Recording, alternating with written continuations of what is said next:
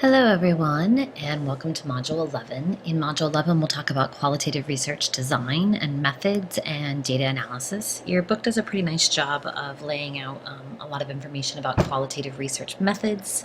So I'll spend this lecture talking a bit more about data analysis and also talk a bit about some mixed methods research. A quick overview of what qualitative research is. I really like some of the quotes from this particular text and from another one that I'll give you quite a bit of information on that is Miles and Huberman's qualitative data analysis text. Both of those I would recommend for you if you are embarking upon a qualitative project. So Auerbach and Silverstein define qualitative research as research that involves analyzing, interpreting texts and interviews in order to discover meaningful patterns descriptive of a particular phenomena. Qualitative research really began in sociology and anthropology during the 70s and 80s, really shifted into women's studies, education studies, and today we think of it as one of the two dominant research methodologies. I'll talk a little bit more about the distinction between qualitative and quantitative in just a second. Miles and Huberman have one of my favorite quotes about why we use qualitative research. They say qualitative data are sexy. And I think you hopefully got some sense of that from reading the Tolman article about sort of the power of storytelling and the power of some of these anecdotes. Qualitative data are obviously much more than anecdotes and testimony, which I think the Tolman article gives a nice sense of. But I think being able to use people's own words to present evidence has a quality that I really like about that. So qualitative data are sexy. And similar to the Tolman article as well, Miles and Huberman describe qualitative research as having a quality of undeniability because you are using the words of people themselves, of your participants themselves. There is a sense of undeniability to that research and to those data, although we'll talk a lot more about the ways in which we can do better qualitative research and qualitative data analysis to improve the way that we present that and the interpretations that we make from qualitative research. Qualitative research also allows us to contextualize our findings, to preserve chronological flow to events. Some of the early history of qualitative research was in sociology, anthropology, and women's studies because there was a sense that qualitative research allowed for the sharing of power and the collaboration between the research participant and the researcher. So it wasn't just the researcher coming in and asking a bunch of questions and making their own interpretation of that, but really allowed for the participants to have a voice in that research. And so there is a lot of attention to the role of the sharing of power and to the collaboration in creating evidence in qualitative research. Your book talks a little bit about triangulation and qualitative research being a piece of the possibility of triangulating different kinds of data, different data sources, for example. And reflexivity is also a big piece of qualitative research. Qualitative research, I think, in a way that quantitative research may not do as well, hopefully values reflexivity, values the possibility of looking at your own interpretations of the evidence and how you react to people's stories and behaviors and ways of thinking. I think ideally we should be doing this both in quantitative and qualitative research, and so I'll talk a little bit more about how I think some of the strict distinctions between qualitative and quantitative research are maybe a little more definitive than they need to be. Qualitative research can be both theory building and theory testing, which I also think quantitative research can be as well. Qualitative research also allows us to understand the meaning people make of behavior, events, etc. There are some people who question the usefulness of qualitative research, knowing that people might be making up stories or perhaps not completely truthfully reporting their behavior in qualitative interviews. And a lot of people will come back and say that we're not necessarily interested in the strict reporting of the behaviors, but the meaning that people are making of those behaviors, how they're thinking about and talking about certain events. And so I want to talk a little bit about some of these methodological tensions between qualitative and quantitative research. There are folks who think that quantitative research allows us a level of scientific objectivity that qualitative research does not allow us. I think that is maybe not necessarily true. I don't think that quantitative research is entirely objective. We certainly decide on the measures that we put in. We decide on the way that we categorize variables and behaviors. And we decide on our questions, and those are informed by hopefully the literature, as is qualitative research. But they're also informed by the ways in which we think about the world and the theories that we use to make sense of behavior and people. And so I think some of that tension in thinking about one as being more objective than the other is more black and white than I think it needs to be. Objectivity, of course, refers to the idea that scientists must aspire to eliminate personal biases, a priori commitments, emotional involvement, etc. And I think we know that that's just not possible. We can do our best at trying to be more objective in all of our research, but we're never going to be able to do that 100%. And I don't necessarily know that that's something that we always want to aspire to. Objectivity is often attributed to the property of scientific measurement, as the accuracy of a measurement can be tested independent from the individual scientist who first reports it. So this is a piece that if we're using measurements, we can apply those measurements across people, across situations, and those questions are still exactly the same, whereas in qualitative research, we may ask the questions differently, we may construct our answers and think about the responses very differently, whereas if we have a scale, an 11 on that scale is an 11 in lots of different contexts. We may interpret that 11 very differently in different contexts, if that's a score on the scale. So I think we can still think about a scale as having its context and having its meaning in different contexts. And so I think some of the ways that we can think about objectivity and maintaining objectivity in qualitative research are being explicit in the constructs that we're using in our interpretations, and by acknowledging rival conclusions that we could be making. We often also think about the idea of validity in qualitative research and how we can map that onto what we know about validity in quantitative research.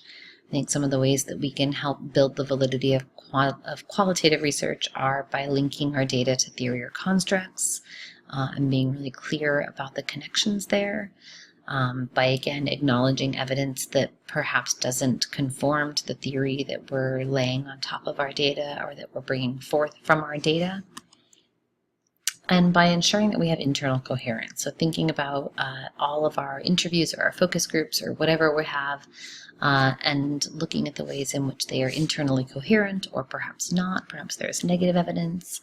And so some of these ways of thinking about conducting data analysis are ways in which we can think about ensuring the validity of qualitative research. If we're thinking about generalizability or external validity, we can always acknowledge the bounds of generalizability. Again, this is qualitative and quantitative research. And we always want to link our findings to previous theory and findings, again, in both qualitative and quantitative research. And so when we think about sample size in quantitative research, we often think about having sample sizes large enough to have power to be able to detect effects. We'll talk about that a little bit more when we talk about quantitative data analysis. In qualitative research, we tend to think more about saturation. So are we hearing the same themes, the same ideas over and over again, or are we still getting new ideas as we move forward in data collection? And so we always want to be paying attention to the point at which we hit saturation.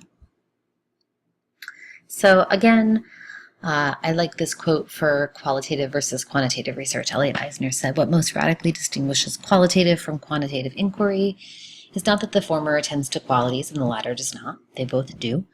What most sharply differentiates them is how they choose to inform the world about what they have seen. One approach is superior to the other, but only with respect to the nature of the problem one chooses to investigate."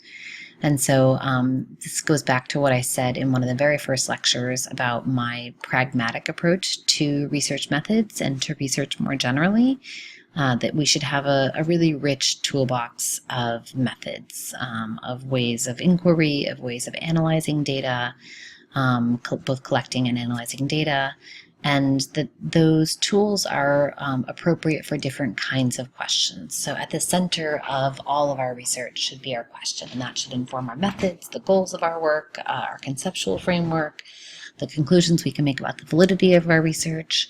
And so again, everything should really be coming back to this research question at the center of everything. And so depending on what our research question is, qualitative research may be most appropriate or quantitative research may be most appropriate. But really, again, that's all coming back to that research question. So I'll talk a bit about qualitative research design. I'm actually going to skim over this fairly quickly because I think your book does a nice job of laying out some of these methods, interviews, focus groups, things like that. We talk about interviews a little bit in the textbook. There are different kinds of interviews. Some of them are more structured than others. So some of them are semi-structured. You let people, give people very broad questions and let them interpret that how they will. You can move through the interview guide in a fairly unstructured way, jumping all over the place if you need to. Whereas a structured guide asks people to answer a very specific and structured set of questions in a very specific order. And then we can range sort of to the other end of the spectrum in unstructured interviews where we ask people to give life narratives, for example. Then we have focus groups and case histories and ethnographies. Your book gives a nice overview of some of those methodologies. Will talk most about qualitative interviews and focus groups. Most of my experience in doing qualitative research is in conducting qualitative interviews and analyzing those data. Interviews are designed to capture very particular kinds of data, more narrative, interpretive, process-related data. And the thing that I think is really important to think about in qualitative research, and to some degree in quantitative research as well, is that qualitative data are co-constructed. And what this means is that the kinds of questions that we're asking people are determining the kinds of answers that they're giving us. And so we're always co-constructing this evidence that we're creating. And so we want to try and formulate questions and provide an atmosphere conducive to open and undistorted communication between the interviewer and the respondent. And again, I'll say this probably a few more times throughout the course of this lecture. I think that's something that we want to aspire to in both qualitative and quantitative research. So I'm going to spend more time focusing on the data analysis. One of my frustrations when I was first learning about qualitative research was that I found a lot of resources for how to conduct interviews, how to think about why we do qualitative research, some of the theoretical and conceptual ideas behind it, but less guidance on how to actually conduct data analysis. So I'll spend a little bit more time on that in this module. So qualitative data analysis is very much an iterative and interactive process. So you're going back over and over and over the interviews, for example, again and again. You're reading for layers of meaning and not just what's on the surface or what's on the face of your text or your whatever you have to analyze. You're looking for patterns both within and across cases, and all your data analysis ideally should stem from the theoretical perspectives and context that a researcher brings to the research. Grounded theory ideas of qualitative research are ideas that you are building theory from your data, but even if you're building theory from your data, you're always coming to your data analysis with ideas based on previous literature, based on your own experiences. And so our data analysis is very much informed by the theoretical perspectives and context that you bring to that, even if you are conducting a grounded theory analysis in which you're trying to build theory and ideas sort of from the bottom up or from the data up. And there are a lot of different strategies to approaching qualitative data analysis. These can be combined with one another, but again, should really be informed by your design, your research questions, your belief, your prior work, whether or not you're testing a theory or building a theory. And one of the things that I will say about qualitative data analysis is that it's very labor intensive. I know so many students who are terrified of statistics, and so they decide to do qualitative data analysis for their dissertation or their thesis instead of quantitative research because they think stats are going to be too crazy, they're never going to understand them, it's going to be too much work to be able to conduct those. And then people get into qualitative research and realize how labor intensive this process is. And particularly for theses and for dissertations, when you may be trying to stay on some sort of a schedule, I think this can be challenging for students sometimes in realizing how labor intensive this process is. So one of the most common ways of conducting data, qualitative data analysis, is thematic analysis, and I think Braun and Clark have a great article on this that I feel like did a really nice job of summarizing what thematic analysis is and giving some guidelines for how to conduct thematic analysis. So this is a method for identifying, analyzing, and reporting patterns or themes within the data. It minimally organizes and describes your data in rich detail, but often it goes further than this and interprets various aspects of the research topic. Auerbach and Silverstein do a nice job of writing up sort of a manual for how to conduct thematic analysis and how to think through what themes are. Often this very first process of this is familiarizing yourself with the data. Typically you're doing this as you go, and so you're conducting the interviews yourself, or you have a team of people conducting interviews, and you're transcribing and analyzing those interviews as you go. That process often involves generating initial codes, that may be raw text, that may be chunking sections of your text into relevant text, finding repeating ideas, and then within those repeating ideas, searching for broader themes, reviewing those and trying to define and name those and think about what those mean and what they say to you about your data. And so you may define and name those themes based on theoretical constructs or a narrative, based on your research concerns. And then ultimately you want to produce some sort of a report that goes beyond just naming the themes and hopefully interprets those and creates some sort of a story with that thematic analysis. Miles and Huberman, which I think is a fantastic text for actually the nuts and bolts of how to conduct qualitative data analysis. I found that text to be really useful when I was first starting my own qualitative research. They describe 3 concurrent flows of activities: data reduction, data display, and drawing conclusions and verifying those conclusions. I'll spend a bit more time in this module talking about reducing data and displaying data as a way to help you make sense of that data and be able to draw conclusions from your data. Data reduction is often what's called coding. Codes or labels or tags that help you assign meaning to descriptive or inferential information. You can attach codes to entire sentences or whole paragraphs, but they can be as small as words or phrases. And codes are a way for us to understand data, to organize and retrieve data, and identify key ideas related to our research questions. So this is sort of the initial ground up phase of conducting qualitative data analysis. So first, just breaking your text into manageable chunks that are relevant for your research question or your research interests. And again, this process is very much iterative and interactive. We want to be doing it along the way as we are collecting data as well. Some coding tips. Your book also gives the definitions of EDIC and EMIC, so codes that are imposed by the researcher, things that you are coming to your data analysis with, and then codes that are data-driven, that are the participant's point of view. And so I think it's a really good thing to have some sort of a mix of those and to be able to move back and forth between what you already know about the world and the literature and what you're learning from your data. These codes can be descriptive, they can be identifying patterns, they can be interpretive in some way, but they need to have some sort of a structure to them.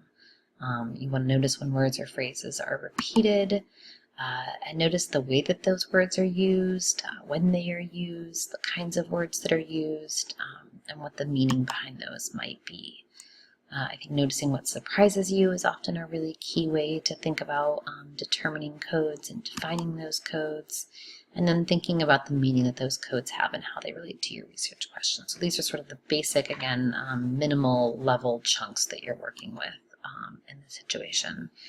And this coding takes time and practice and should not ideally be conducted in a vacuum. So when I say interactive, I mean that you should be talking to colleagues. You should be potentially even taking some of these ideas back to your participants, depending on the kind of design that you have and the ways in which that design might inform, those analyses might inform your interviews as you move forward. An example of this is some interviews I did for my dissertation some years ago that were looking at women's experiences of alcohol and sexuality. And we found women saying over and over this word sloppy. So alcohol makes me have sloppy sex. And as I was analyzing that data, I brought my own idea of what that must mean. And I reported this to a colleague and was telling her about this word that kept coming up over and over. And she finally said, "What does sloppy mean?" And I said, sloppy. And she was like, "No, I don't actually know what that means at all. You should ask them what that means." And it was such a simple thing that I thought that I had a very good sense of what that must mean to people. And when we went back and started asking people what that meant to them, every time we heard that word again, asking them what that meant for them, we got such a rich, interesting sense of what sloppy meant to people. So what were the things that they were attending to that they didn't want to let go of control over? So whether that was the way that they looked or the way that they performed or the way that they controlled their emotions, that really gave us a good sense of what were the things that were important to people to control in sexual situations. And so that interactive process of analyzing the data with colleagues turned out to be actually incredibly rich and sort of broke open my whole way of thinking about those data. So as you're developing a coding scheme, you always want to think about your research questions, your theoretical orientations, and what you're actually seeing in the data. So often I get from students and from other colleagues questions about what counts as a theme. So is it prevalence? Is it that enough people say it? Is it about the relevance to your research question, the level at which it occurs in your data? And I think the answer to that is really it depends on what your question is, what the purpose of your data analysis is. And so again, I think I just can't say enough to not conduct this level of analysis in a vacuum and to have some sort of interactive process happening here and to be able to bounce these ideas off of other people and be really clear about what you are counting as a theme and to be able to present that to people as you go along the way.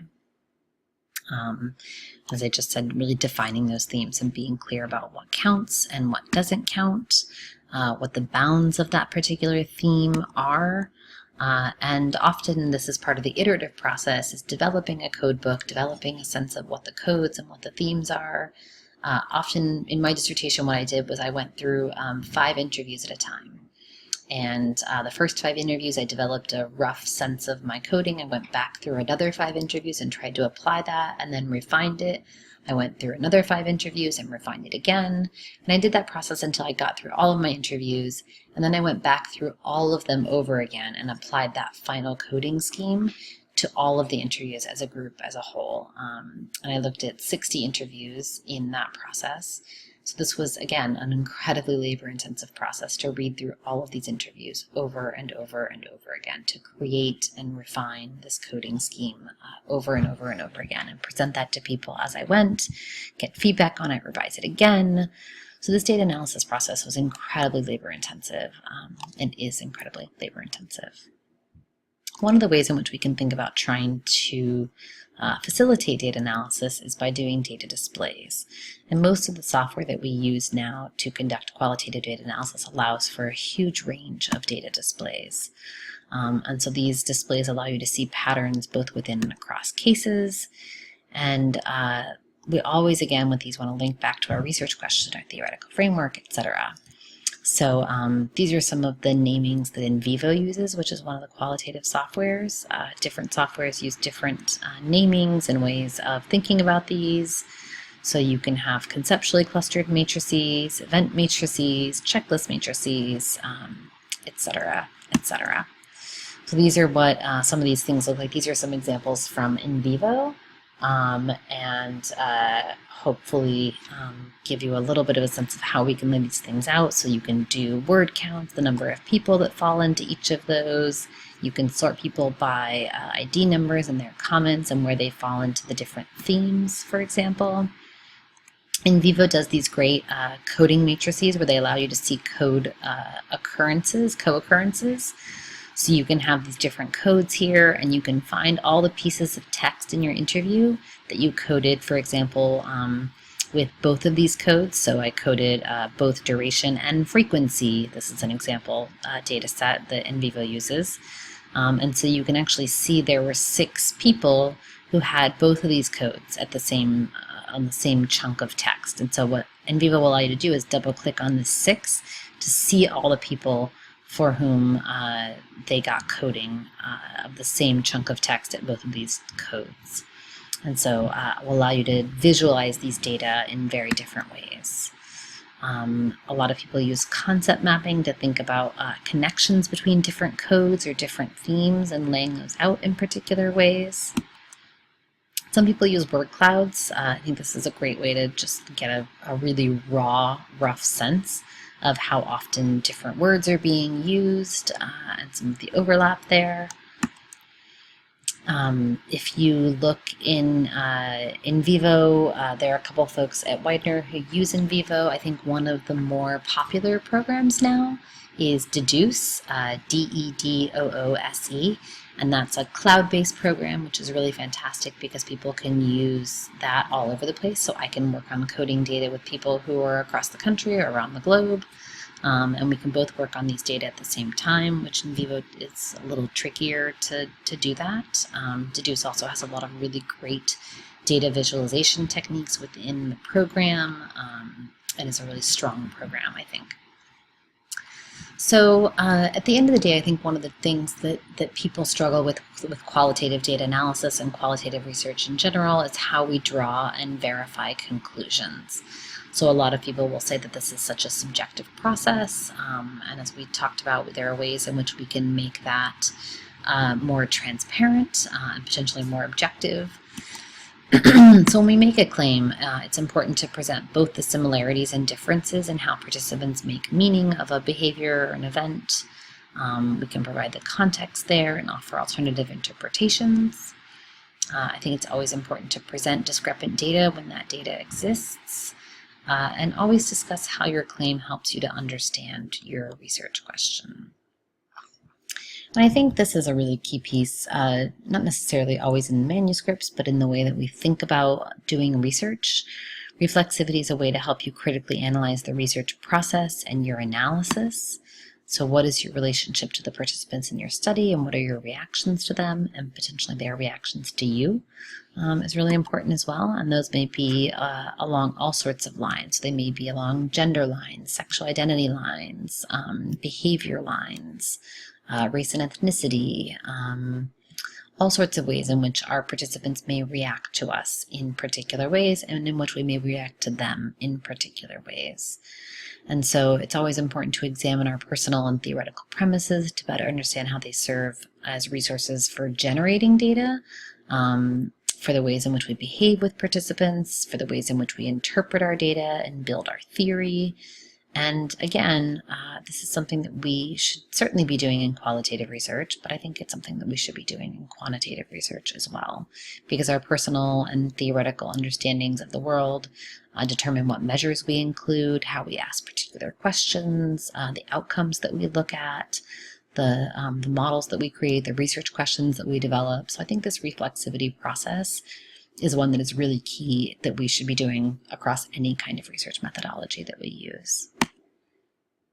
So some general guidelines for qualitative data analysis and for research in general is to be clear about what you did and why. One of the things I will often say is in research is that there's almost never a sort of solid black and white right answer for choosing a particular methodology, for making a particular research decision.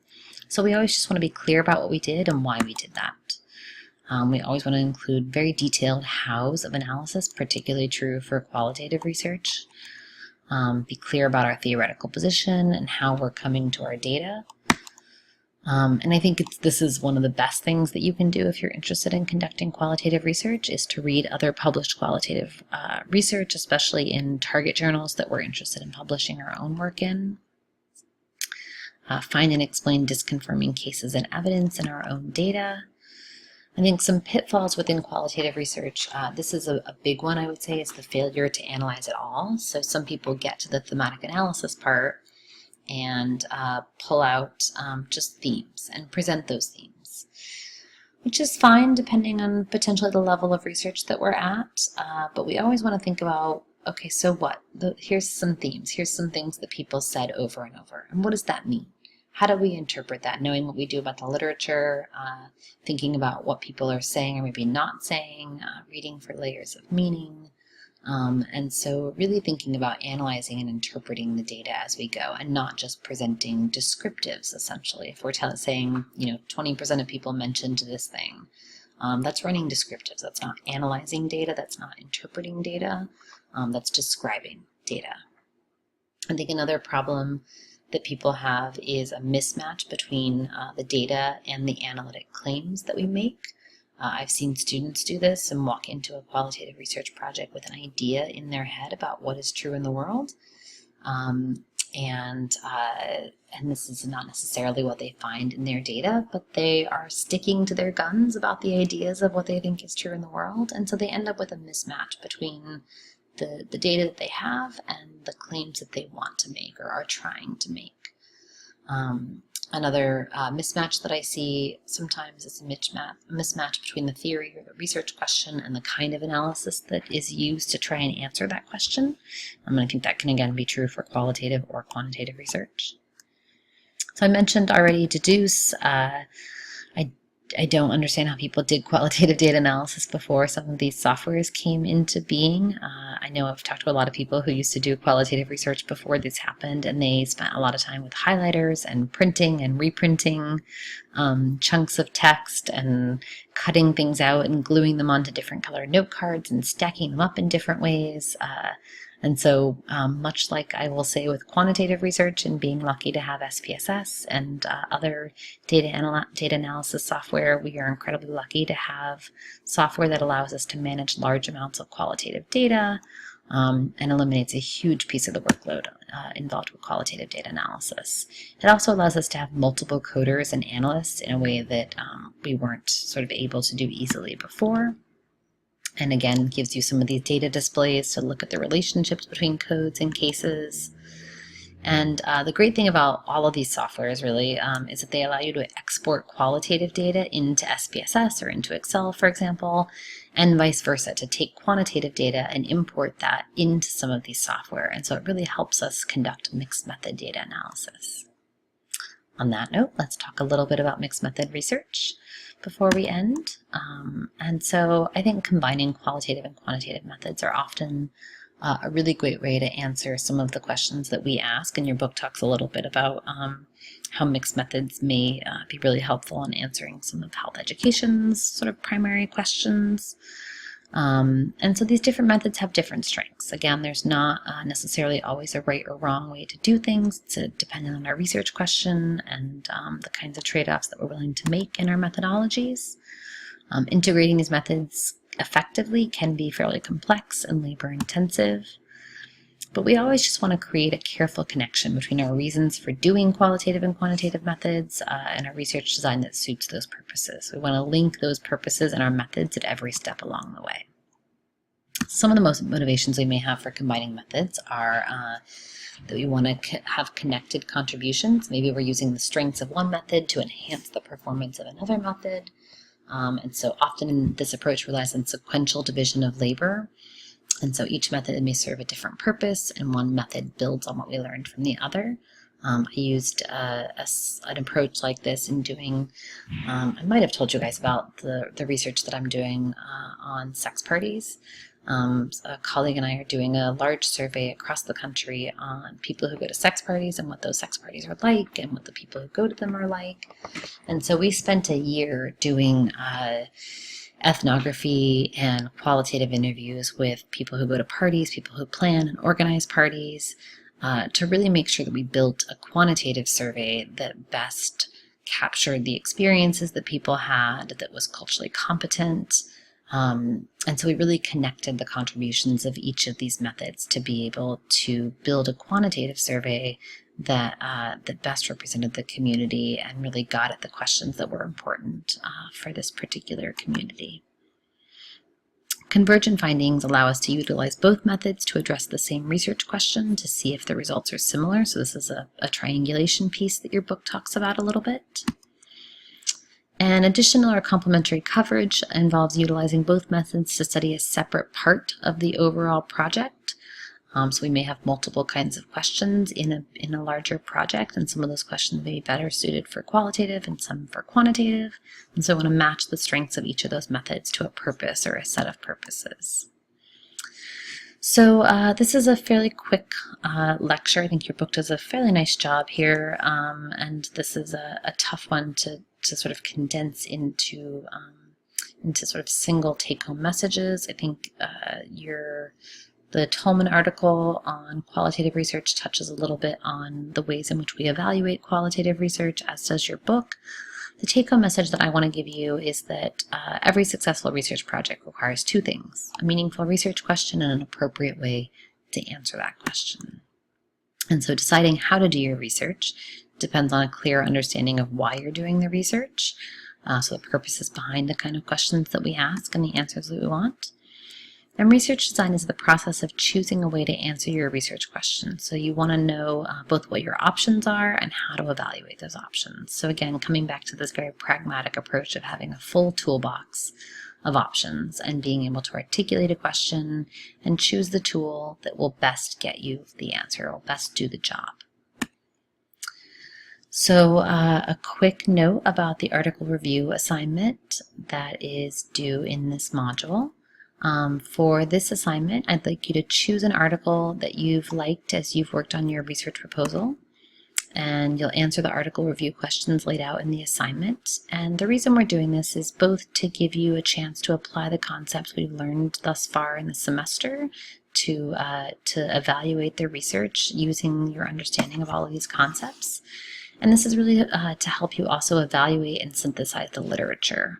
So hopefully doing a really in-depth analysis of one article will help you to be able to do this kind of evaluation of all the articles that you're going to read and help you put together those ideas and synthesize those as you work on writing up your research proposal. So the assignment is up on Campus Cruiser. This is the grading rubric, so email if you have any questions as you work through the assignment or join a Google Hangout. You'll turn in your responses and the article itself. I want to be able to look at the article and see if I agree with the choices that you've made and your responses. As always, if you have questions or thoughts, post those under the general discussion forum, email me, or join a Google Hangout. All right, that's it for this one.